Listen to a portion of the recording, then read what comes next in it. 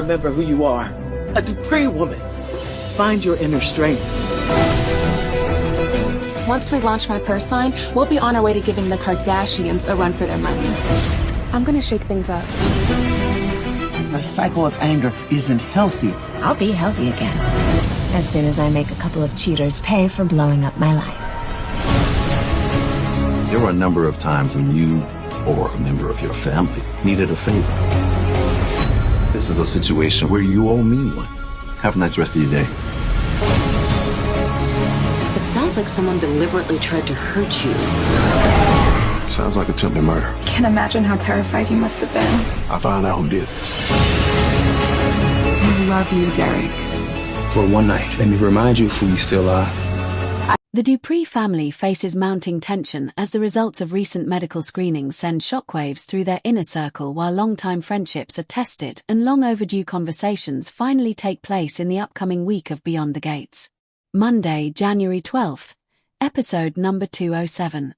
Nicole, Daphnee Duplaix, steps in to comfort Danny, Karla Mosley, during her personal crisis. Meanwhile, Andre, Sean Freeman, draws a line in the sand.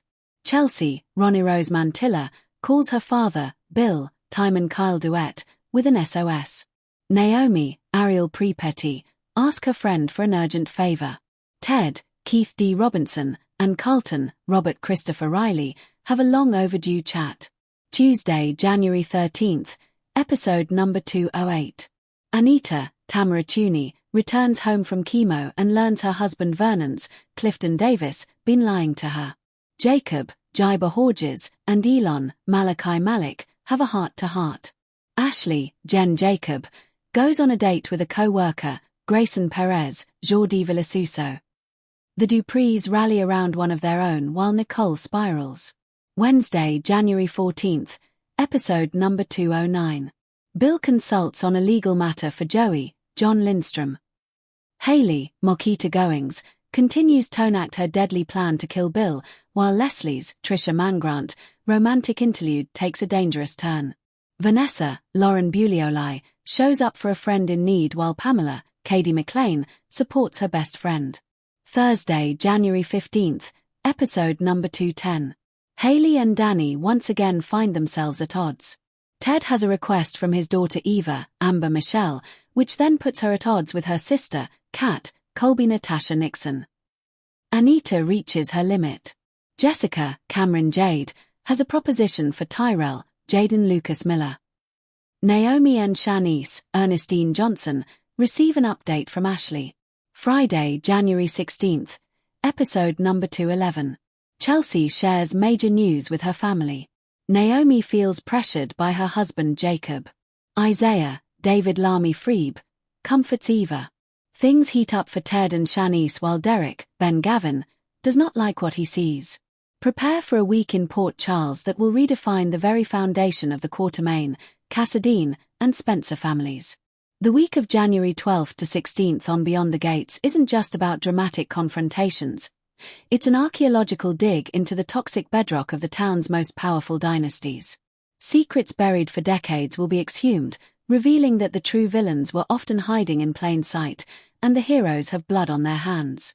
Here is your exclusive, detailed breakdown of the revelations that will leave the canvas forever changed. The Quatermain Mansion, a legacy built on a lie. The explosive fallout from the reveal of Lois's paternity to Ned is just the beginning. This week, Tracy Quatermain, in a fit of rage and grief over being sidelined from ELQ, decides if the family wants to play dirty, she has the dirtiest arsenal of all. But her attempt to blackmail a board member with an old scandal backfires catastrophically when she accidentally uncovers a ledger hidden behind a brick in the mansion's original study, a ledger kept by the late Lila Quatermain. This isn't a ledger of finances, but of conscience.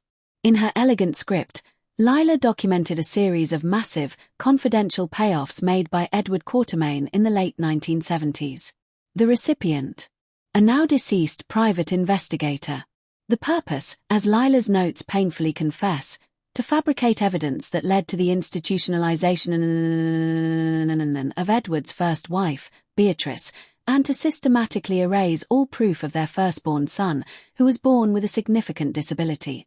Edward didn't just have a child before Alan, He had him hidden away, his existence erased to protect the Quatermain name. Tracy is shattered, realizing the matriarch she idolized was complicit in this monstrous act.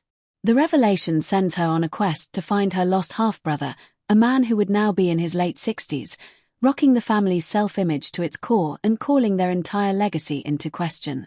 The Cassadine Ice Palace thaws, to reveal a new heir. While Victor Cassadine's ghost still looms large, the true Cassadine threat this week emerges from the past. Helena's final, posthumous game clicks into its next phase. A mysterious package arrives at Windermere addressed not to Nicholas, but to Spencer Cassadine. Inside, Spencer finds a series of dated journal entries and a DNA test. The entries, in Helena's hand, detail a rescue mission she undertook in 2002, retrieving a child from a failed laboratory experiment connected to Mikos Cassadine's early cryogenics work. The child, a boy, was the product of stolen genetic material, a pure Cassadine heir she deemed superior to Stavros's line. The DNA test confirms the unthinkable. This child, who Helena raised in secret under a different name, is biologically Spencer's uncle, a younger brother to Stavros and Stefan, making him the true Cassadine heir apparent. Even more shocking, the alias he now lives under is someone already in Port Charles. The clues point squarely to Dr. Julian Myers, the recently arrived, enigmatic neurosurgeon at GH. His sudden interest in both Esme's condition and Ace's welfare takes on a terrifying new light. Is he here to claim his birthright, or to destroy the inferior branch of the family?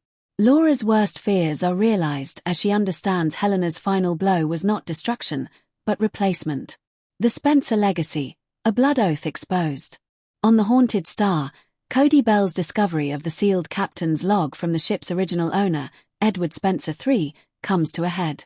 With Sam's help, he cracks the code. The log doesn't just detail shipping routes, it confesses to a crime that built the Spencer fortune. In 1947, Edward III facilitated the disappearance of a rival family's ship, the Morning Star, for the insurance payout. But the log reveals it was no accident. The rival ship was sabotaged and scuttled, with the crew left to die. The rival family. The Bishops, a once powerful Port Charles family believed to have died out. The log names two co-conspirators, a high-ranking police official named O'Reilly and a young, ambitious lawyer named Floyd Rogers. Yes, Gladys's grandfather. This means the Spencer wealth is founded on murder and conspiracy, and the Rogers family's sudden rise from dock workers to mid-level managers was a payoff for silence. When Sonny Corinthos gets wind of this, his partnership with Cody takes a dark turn. Sonny sees an opportunity to leverage this history against current political enemies who are descendants of Officer O'Reilly. But Laura, upon learning the truth, is devastated, realizing the noble Spencer name is a fiction. This revelation also gives Gladys a dangerous piece of leverage she is all too eager to use.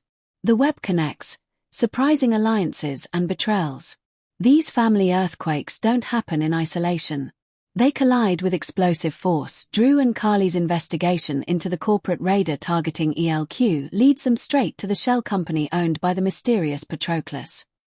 The paper trail, while cleverly hidden, contains a stylistic fingerprint familiar to Drew, the same logical encryption used in Jason Morgan's old Pentonville messages.